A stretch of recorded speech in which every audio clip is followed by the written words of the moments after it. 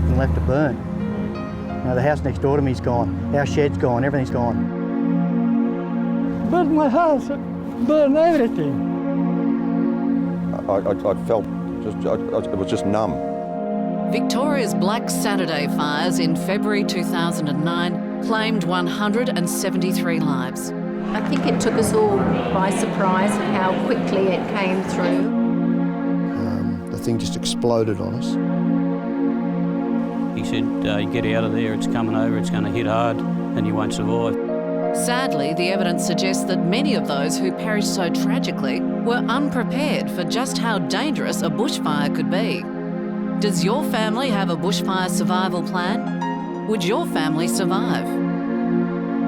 I've been involved with the CFS for many years, including as a volunteer firefighter. And over the years, I've witnessed some heartbreaking scenes because people haven't prepared their properties and themselves for the onslaught of a bushfire. This DVD is designed to help you help yourself by knowing how to prepare, act and survive in the face of a bushfire threat. It's several years now since the tragic events of the Wangari bushfire near Port Lincoln in 2005 and the very sad events of Black Saturday bushfires in Victoria in 2009. So the fire danger rating system that we have is designed to inform the community about the risks that they face so they can survive a bushfire. The very last thing that we want is for anybody to die in a bushfire this summer. The Fire Danger Index goes up to a maximum of 100. However, the Wangari bushfire in 2005 was rated at 329. The Proper Bay fire in 2009 was 196. And the Victorian Black Saturday bushfires at 220 plus. A national fire danger rating framework has been developed which includes 6 levels of warnings, including the revised ratings of severe and extreme, where the recommended action is that leaving early is the safest option for survival, and the catastrophic rating, or Code Red, where leaving early is your only option for survival. On days of catastrophic fire danger rating, the message is clear. It carries the warning that should a bushfire occur, there is a high likelihood that people may die or be injured. Thousands of homes and businesses may be destroyed, and even well-prepared, well-constructed homes may not be safe. Understanding the warnings can be the difference between life and death. It's important that people learn ahead of the fire what dangers they face so they can survive a bushfire. The message is clear and simple. We all need to rethink the way we think about bushfires. Whether you live in the bush, in town, or in the urban fringes, everyone needs to be ready. It's not a matter of if there's a bushfire, it really is just a matter of when. There are 3 core messages to staying safe this summer: prepare, act, survive.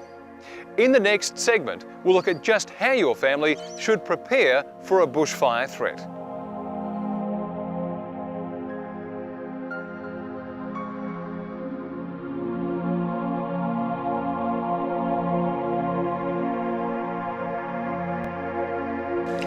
I'm a mother of 4 children and we have a property in the Adelaide Hills, so I'm acutely aware of the need for a bushfire survival plan.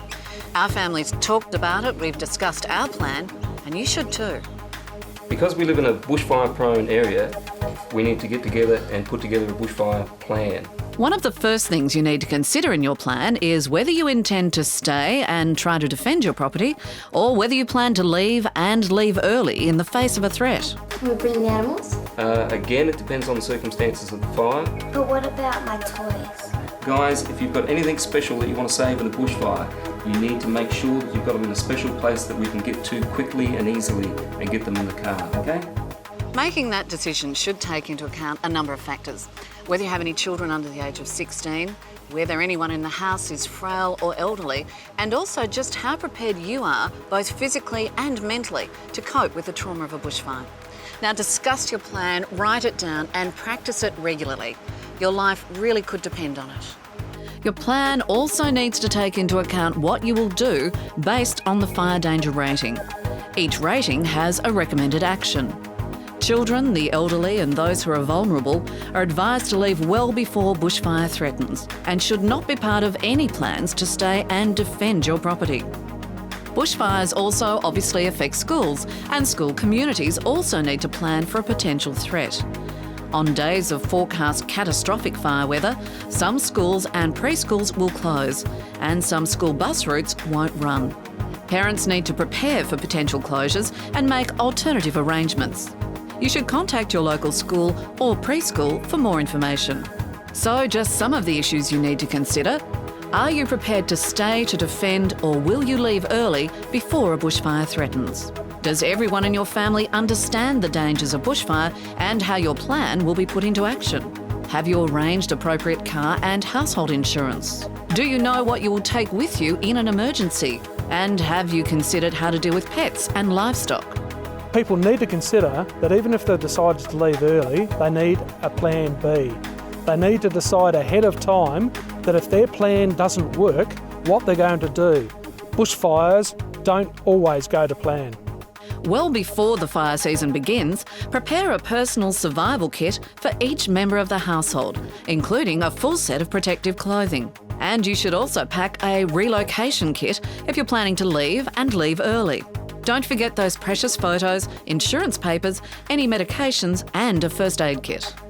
Regardless of whether you intend to stay and defend or leave early, you still need to do everything you can to make sure your property is defendable. Well-prepared properties have a much better chance of surviving a bushfire threat. Clear a defendable space at least 20 metres around buildings. Clear undergrowth and remove or burn off. Fill any gaps in the eaves around windows and door frames. Larger underdeck areas should be protected with non-flammable screens. You need an independent water supply, a minimum of 5,000 litres from a tank, swimming pool, dam or a bore. With your power supply likely to be interrupted during a fire, a petrol or diesel pump is essential, and you need to train everyone how to use it. Make sure your hoses are long enough to reach right around your home. Make sure you have appropriate firefighting equipment. Make sure your property has cleared access for fire trucks. And put together a bushfire survival kit and keep it accessible in the house. You'll find all the details of what you should include in that on the CFS website. It's quite a bit to consider and some very important decisions to be made.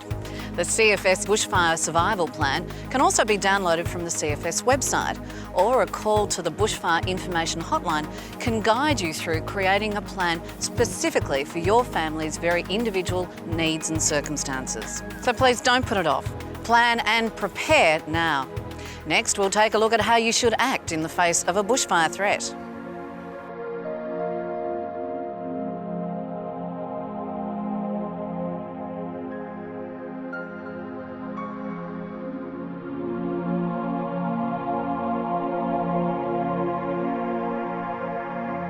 The biggest mistake that people make is misunderstanding what a bushfire will do. They try and outrun the radiant heat, which is just not possible. If you've made the decision to stay and the fire is approaching, now is the time to act. Make sure anyone who is staying to actively defend your property is dressed in clothing appropriate to protect them from radiant heat, smoke and embers. Locate your bushfire survival kit. Tune your radio to emergency broadcasters ABC or 5AA and have spare batteries handy. Also make sure you've got plenty of drinking water, as it'll be extremely hot. Remember, you'll also need to have your firefighting equipment ready to go. You'll need a ladder for access to roof gutters and into roof spaces, a torch for moving safely inside your roof space, hoses and fittings, a rake and strong buckets, a wet mop for putting out embers and small fires, and a diesel independent firefighting pump and hose as an alternative supply to mains water. A new telephone and text message warning system for residents at risk of bushfires has also been introduced. The multi-million-dollar system will allow alerts to be sent by voice and text messages to the location of landlines and mobile phones based on an owner's billing address within the geographic area under threat. Authorities are keen to stress that while valuable, this is no silver bullet to the problem of adequately warning the public and should be considered more as an extra tool to help get the message out and should not be relied on in isolation. You need to keep your eyes and ears open. Be on the lookout for smoke on the horizon or the smell of smoke. Often in the first half hour of a fire, it's almost impossible for authorities to get a clear picture of what's happening and get that information out to the community. And depending on the ferocity of the fire, by then it might be too late. Can you imagine hot, lighted, sharp matches being thrown at your house by high-speed winds? Embers can lodge in cracks and crevices, go under doors, get underneath in the floor space, get into your roof space and into the ceiling. Even after the bushfire's passed, you need to stay alert. There is still a risk that your house could burn down because of embers that are still burning inside your property. In the face of an approaching bushfire that you believe you have the ability to protect your home from, block your downpipes. A sock full of sand will help, and fill gutters with water. Remove flammable outdoor furniture, doormats and hanging baskets.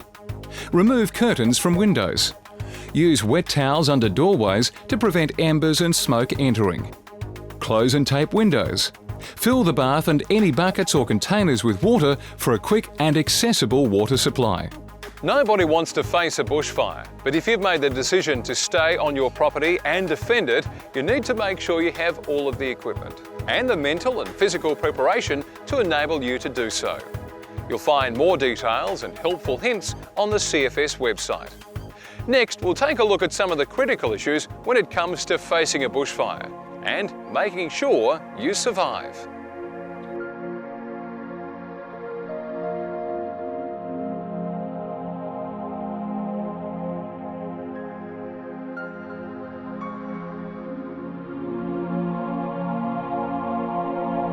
People will always be more important than property.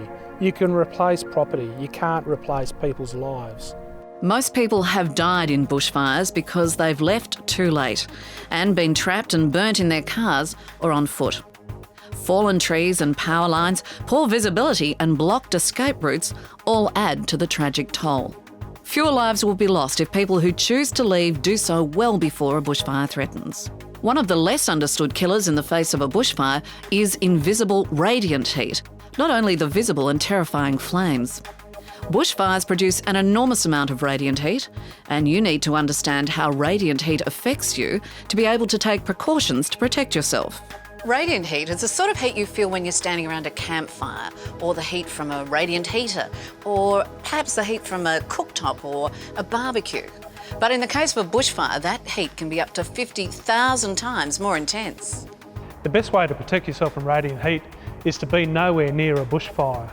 However, if you are caught in a bushfire, you can protect yourself from the radiant heat by putting a solid object between you and the fire. Solid objects such as a house, a brick wall, even a fence can protect you from the radiant heat, which is a killer. One of the keys to your survival may also be just how physically and emotionally strong you are to face a bushfire. Don't underestimate just how emotional and traumatic it might be. Surrounded by dense smoke, intense heat, the deafening roar of flames and waves of burning embers, and the fear of not knowing exactly what's happening. Physically, you also have to be fit enough to cope with what could be a very long, intensive and exhausting fight. Now, people obviously can survive some bushfires, others though you will never beat. Our message this year is clear. You need to do everything you can to prepare, act and survive. So for your family's sake, please take the time to be ready. More and more, we are looking to provide options including social media. Social media such as Facebook, YouTube and Twitter can be invaluable during a fire in providing instant updates, as well as a chance to see what's already happened. Because we know what the impact of fire is, we've seen what's happened in South Australia and elsewhere in Australia, and we don't want that to happen again. We hope you found this information helpful. Watch it with your family and talk about it. You'll find plenty more information on the CFS website at cfs.sa.gov.au. Thank you for watching. Stay safe.